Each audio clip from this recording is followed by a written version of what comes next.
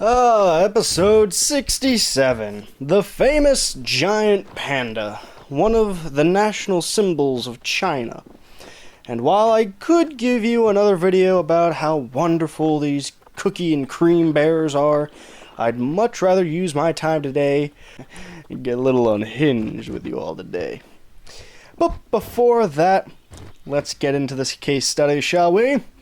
Scientifically known as Ailuropoda melanoluca, or the white-colored catfoot, this is the first and a half lie this animal subjects us to, as there is no similarity between a cat's paw and a panda's paw, as you can see from these two pictures. Thank you, Prim. They don't even have the same amount of fucking toes as a panda. Oh, shit. They don't even have the same amount of toes, as the panda had evolved a false thumb so that they can help hold on to bamboo. Lie number 2, they also aren't even real pandas.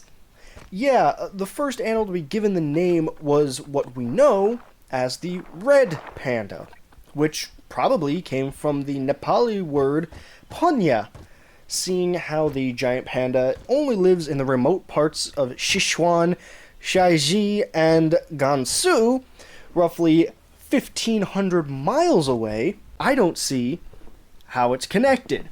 And identity doesn't just end at the name, though.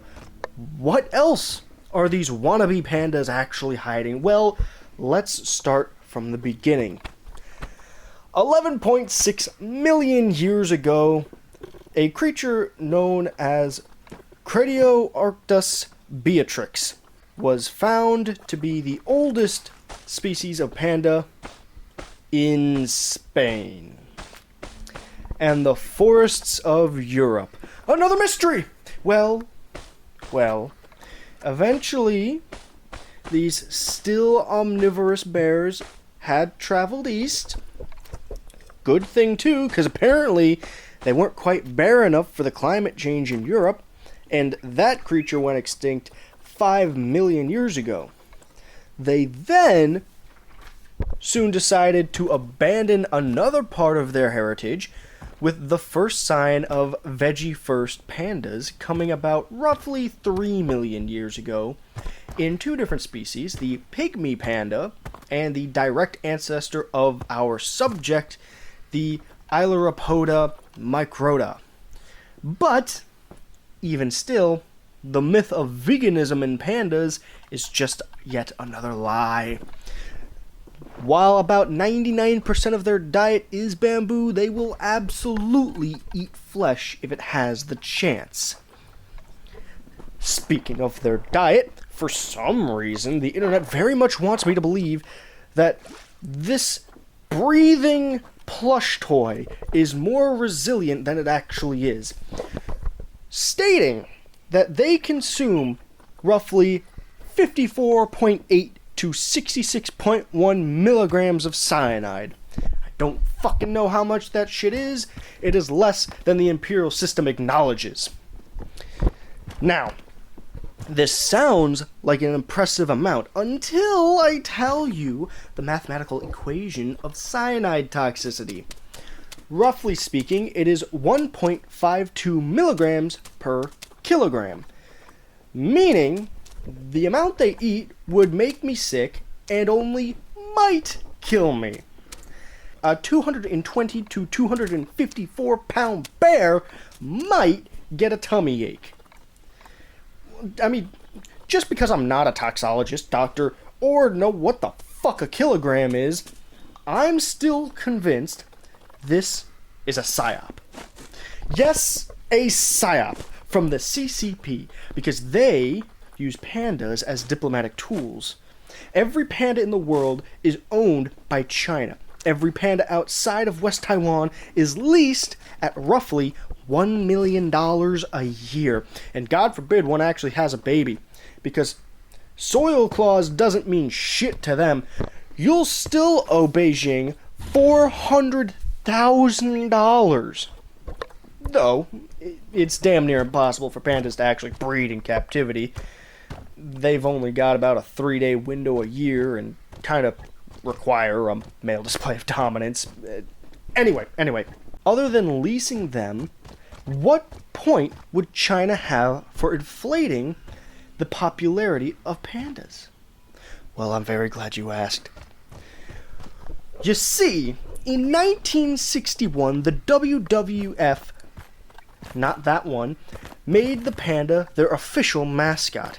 Officially, it's because it, and I quote, "It is a recognizable symbol that transcends language."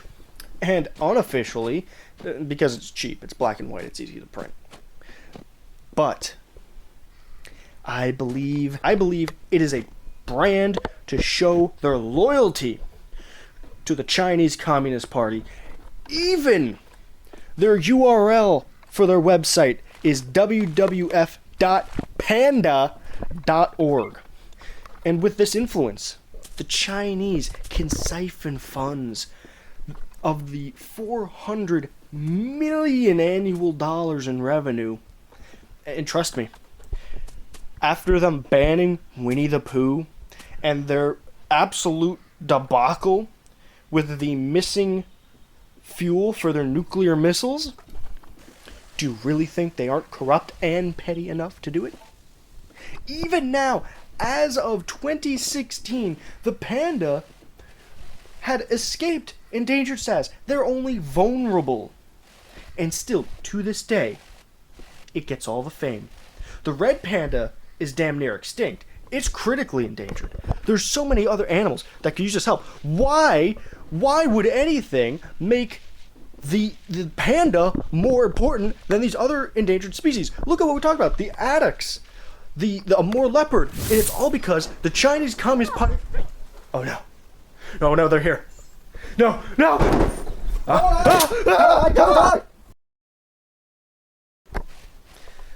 Hey, I hope you enjoyed the video. Everybody, I hope you all enjoyed the video. If you did, leave a like, share, and subscribe. Obviously, this was just kind of a goofy bit. All the information was accurate except for the my conspiracy theory with the WWF.